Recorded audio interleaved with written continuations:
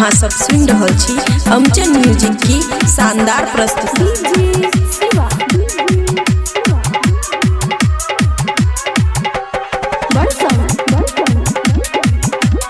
खुशी recording studio बलुआहा।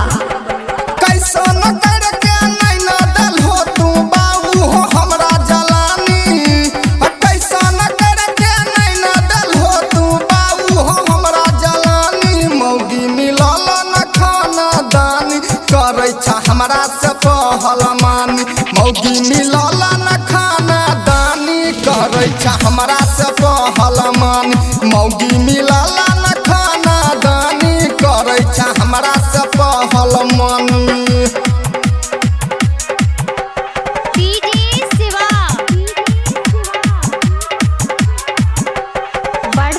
खुशी recording studio बलुआहा।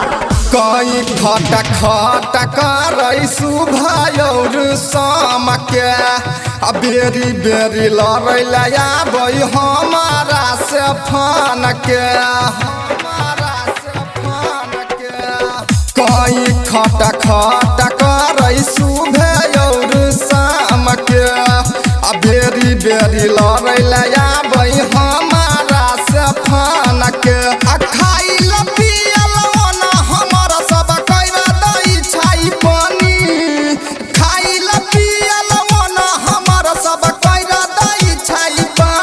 मौगी मिलल न खाना दानी करे छा हमरा से पहल मानी मौगी मिलल न खाना दानी करे छा हमरा से पहल मानी।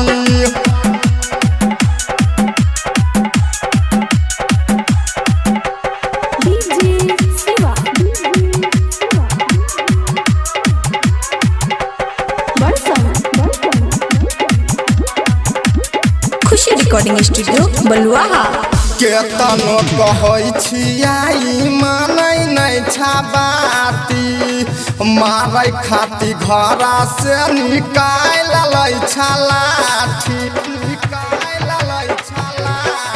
हाँ केतनो कहै छियै मानै नै छा बाती मारै खाती घर से निकाल लै छा लाठी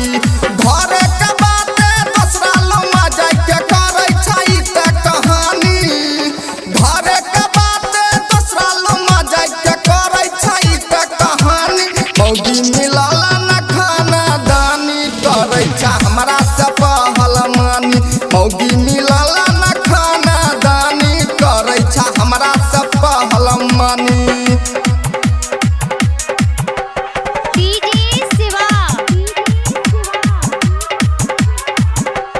खुशी रिकॉर्डिंग स्टूडियो बलुआहा। हाँ फुसुर फुसुर करे बालूमा बैठ के राजा गरम दाला के मारला कई पटक के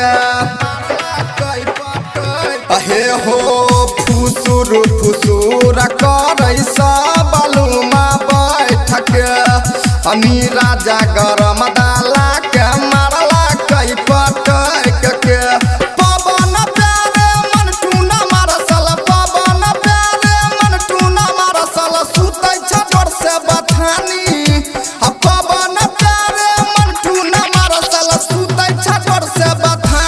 मौगी मिलल न खाना दानी करे छा हमरा से पहल मानी मौगी मिलल न खाना दानी करे छा हमरा से पहल मानी। कैसा न करके नैना दिल हो तू बाऊ हो हमरा जलानी मौगी मिलल न खाना दानी करे छा हमरा से पहल मानी मौगी मिलल न खाना दानी करे छा हमरा से पहल मानी। हो सुना ना। खुशी रिकॉर्डिंग स्टूडियो बलुआहा।